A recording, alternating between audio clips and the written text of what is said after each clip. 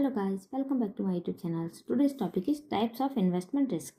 Investment risk के कितने types होते हैं। तो सबसे पहले हम समझते हैं इन्वेस्टमेंट रिस्क की मीनिंग क्या है। इन्वेस्टमेंट रिस्क का मतलब ये है कि आपने किसी भी स्टॉक के अंदर या फिर कहीं पे भी जो है इन्वेस्ट किया और आपको जो है वहाँ पे लॉस हो गया, तो वही हो गया आपका इन्वेस्टमेंट रिस्क। तो चलिए देखते हैं।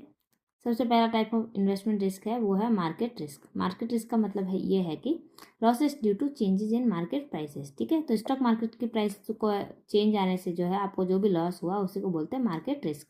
इसका एग्जांपल देखते हैं। जैसे कि सपोज आपने किसी भी स्टॉक को खरीदा 100 रुपये में और उसकी प्राइस जो है वो गिर के जो है 80 रुपये हो गई, तो जो आपको 20 रुपये का जो लॉस हुआ वही आपकी जो है मार्केट रिस्क हो गई। ठीक है। Second type of investment risk is credit risk. इसका मतलब यह है कि द बोरोवर में fail to repay date.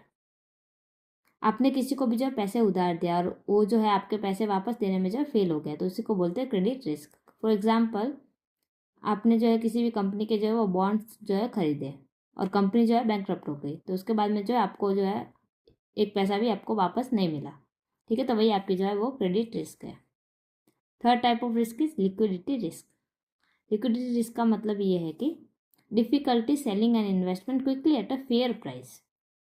Suppose आपको जो है वो किसी भी प्रॉपर्टी को मतलब सोल्ड करना है। ठीक है, और आपको इमरजेंसी लाइक इमीडिएटली आपको सोल्ड करना है, पर कोई भी जो बायर है वो आपको एक्सपेक्टेड प्राइस पे जो है वो बाय करने में इंटरेस्टेड नहीं है। ठीक है, तो वही आपकी जो है वो लिक्विडिटी रिस्क हो गई। Fourth type of risk is inflation risk. इसका मतलब ये है कि रिटर्न्स में not keep up with rising prices. So जो रिटर्न्स आपको जो मिल रहा है वो इन्फ्लेशन की वजह से जो मतलब इन्फ्लेशन बढ़ रहा है उसके हिसाब से मतलब सही नहीं है। सही नहीं, उसके हिसाब से मतलब आपको ज़्यादा मिलना चाहिए बट आपको कम मिल रहा है। जिसकी सपोज आपने जो है किसी भी स्टॉक के अंदर इन्वेस्ट किया, आपको जो है वो 5% का प्रॉफिट हुआ, पर इन्फ्लेशन जो है वो 7% जो है वो बढ़ गया, तो वही आपका जो है इन्फ्लेशन रिस्क हो गया। ठीक है। Fifth type of investment risk is interest rate risk. इसका मतलब ये है कि changes in interest rates can affect investment values. So interest rate के अंदर चेंज आने से जो है वो इन्वेस्टमेंट की वैल्यू जो है वो अफेक्ट हो सकती है, उसी को बोलते हैं इंटरेस्ट रेट रिस्क। इसको एग्जांपल के थ्रू समझते हैं।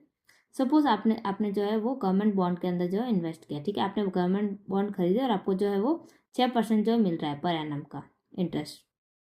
तो आपका जो है मतलब आपको कुछ समय बाद लाइक 1 महीने बाद जो है वो गवर्नमेंट बॉन्ड की जो है इंटरेस्ट की जो रेट है वो 9% हो गई, 6 से 9% हो गई। तो आपको जो है वो यहाँ पे जो है वो इंटरेस्ट रेट रिस्क हो गई। ठीक है, आपको जो मतलब 9% मिल सकती थी वहाँ पे आपको जो है सिर्फ 6% मिल रहा है। ठीक है। नेक्स्ट जो है वो लास्ट इन्वेस्टमेंट रिस्क का टाइप है वो है currency risk. Exchange rate fluctuations can impact international investment. So जो एक्सचेंज रेट जो है उसके अंदर जो बदलाव आने से जो है वो इंटरनेशनल इन्वेस्टमेंट को जो है अफेक्ट कर सकता है। सपोज आपने जो है वो यूएस स्टॉक जो है खरीदे। ठीक है, इंडियन स्टॉक मार्केट जो यूएस स्टॉक को खरीदा, पर जो है यूएस डॉलर की जो है वो वैल्यू जो है वो मतलब प्राइस जो है गिर गई और रुपीज़ के बराबर में आ गई, तो जो जहाँ पे आपको जो प्रॉफिट होगा वो भी जो है अफेक्ट करेगा, कम आएगा। मतलब प्रॉफिट भी जो है वो लॉस के हिसाब बराबर ही होगा, तो उसी को बोलते हैं करेंसी रिस्क। ठीक है, तो ये हो गया टाइप्स ऑफ इन्वेस्टमेंट रिस्क। अगर आपको ये वीडियो समझ में आया हो तो please do like share subscribe. Thank you so much.